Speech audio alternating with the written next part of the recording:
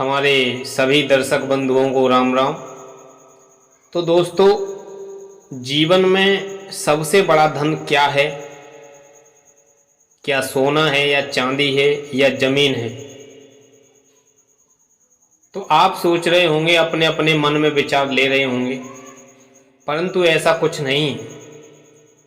जो सबसे बड़ा धन है हमारा, वह है मान और सम्मान। सोना चांदी छिन जाए तो मेहनत करके फिर पाया जा सकता है, पर एक बार इज्जत टूट जाए तो उम्र भर की कमाई भी उसे वापस नहीं ला सकती है। तो साथियों, यहाँ कबीरदास कहते हैं कि मैंने दुनिया देखी है, राजा के दरबार से लेकर गली के कोने कोने तक मुझे पता है। जहां अन्याय होता है वहां सबसे पहले इंसान की इज्जत लुटती है। और सुन लो, जिस समाज में मान का मूल्य नहीं होता है वहां धन और ताकत सब बेकार होती है।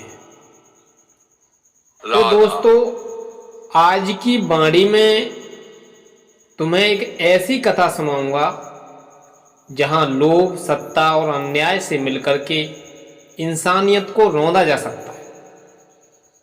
और हम देखेंगे कि जब न्याय सो जाता है तो पूरे नगर की आत्मा रोने लगती है। तो दोस्तों,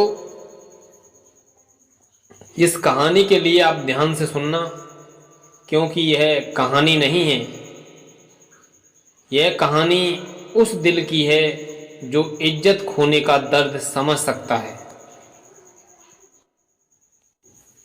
तो साथियों, एक बार की बात है कि काशी नगरी में कबीर साहब अपने चबूतरे पर बैठ करके सत्संग सुना रहे थे। तो भक्तगण चारों ओर बैठ करके उनके वचनों का आनंद ले रहे थे। तो उसी समय एक स्त्री रोती बिलखती हुई वहां पर आई और उसके कपड़े अस्त व्यस्त थे। उसकी आंखें सूजी हुई थीं और चेहरे पर गहरी पीड़ा थी।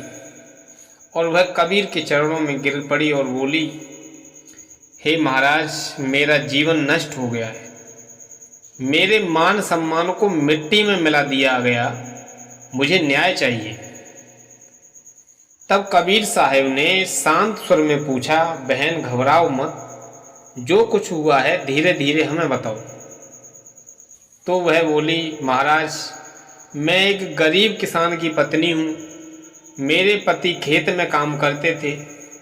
कुछ दिनों पहले गांव के जमींदार के नौकर मेरे घर आए और बोले कि जमींदार साहब ने तुम्हें बुलाया है। मैं उनकी हवेली में गई तो उन्होंने मुझे अकेला कमरे में बुला करके गलत इरादा किया। मैं भागी और किसी तरह अपनी इज्जत बचाई, पर वह जमींदार अब पूरे गांव में मेरे ऊपर लांछन लगा रहा था कि मैं चोरी करने उसके घर गई थी। उसने अपने 4 आदमियों से झूठी गवाही दिलवा दी। गांव का पंचायत भी उसके पक्ष में खड़ा है। अब लोग मुझे चोर कहने लगे हैं और मेरे पति ने भी मुझ पर विश्वास नहीं किया। उन्होंने गुस्से में मुझे घर से निकाल दिया। तो कबीर साहब ने गंभीरता से उनकी बात सुनी और बोले, यह तो अन्याय है, किसी के मान सम्मान को इस तरह से गिराना और ऊपर से झूठी गवाही देना, यह पाप है। चलो हम काशी नरेश के दरबार में चलते। तो कबीर साहब उस स्त्री को लेकर के दरबार में पहुंचे। तो राजा ने आदर से उन्हें बैठने को कहा और स्त्री से घटना सुनी।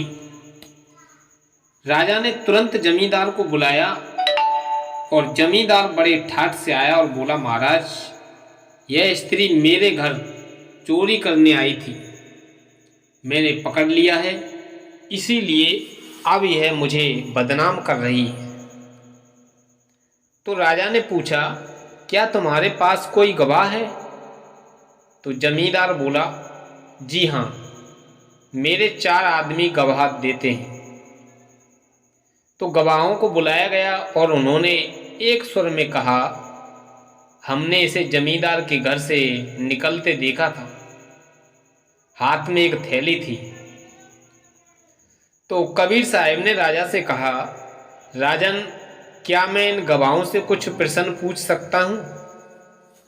तो राजा ने उनके लिए सहमति दे दी। तो कबीर साहब ने पहले गवाह से पूछा, तुमने कहा था कि इसके हाथ में थैली थी, उस थैली में क्या था? तो गवाह बोला, मैंने अंदर नहीं देखा।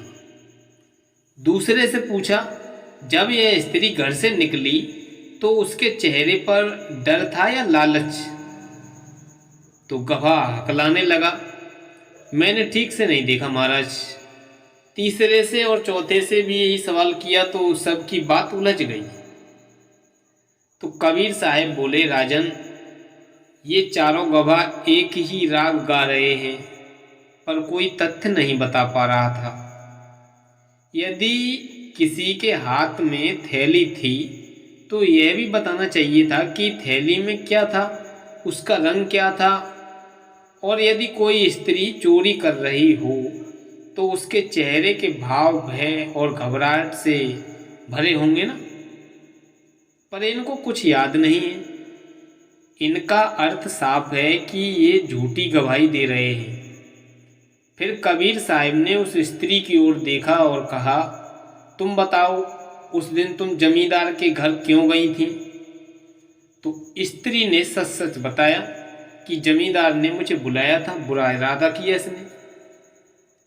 तो कबीर साहब ने कहा, राजन, किसी स्त्री की इज्जत पर आंच डालना सबसे बड़ा अपराध होता है। यह चोरी से भी बड़ा पाप है। इस जमींदार ने न केवल गलत इरादा किया बल्कि झूठी गवाही से इस स्त्री को अपमानित भी किया है। फिर इसके बाद कबीर साहब ने 3 बातें सुनाई। स्त्री का सम्मान ही घर का सम्मान है। यदि किसी के घर की स्त्री का मान गिरा तो वह घर स्वयं ही बर्बाद हो जाएगा। दूसरा, उन्होंने बताया कि झूठी गवाही देने वाला और गवाही करवाने वाला दोनों को ही नरक का भागी बनना पड़ेगा। तीसरा, उन्होंने बताया कि अधिकार के पद पर बैठा व्यक्ति यदि गलत आचरण करे तो उसका अपराध सामान्य व्यक्ति से 100 गुना बढ़ जाता है महाराज। तो राजा ने कबीर साहब की बात मान करके जमींदार को 1 वर्ष की कठोर कैद की सजा दी और चारों झूठे गवाहों को दंडित किया गया।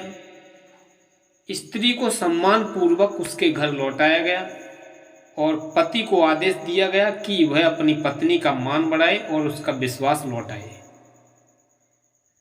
तो दोस्तों, कबीर साहब ने सभा में कहा था कि दुनिया में सोना चांदी चोरी हो जाए तो वापस मिल सकता है, पर इज्जत एक बार चली जाए तो लौटाना कठिन है।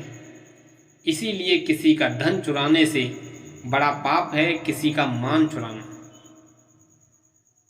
तो यह कथा आपके लिए कैसी लगी, आप अपनी कमेंट बॉक्स में राय जरूर दें।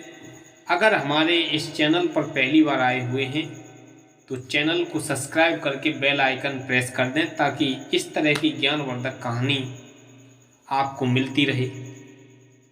अगर इस कहानी से आपको तनिक भी ज्ञान मिला हो तो इन्हें अपने मित्रों और रिश्तेदारों के साथ शेयर कर दें ताकि ऐसी ज्ञानवर्धक कहानी उनको भी सुनने को मिलती रहे। धन्यवाद साथियों।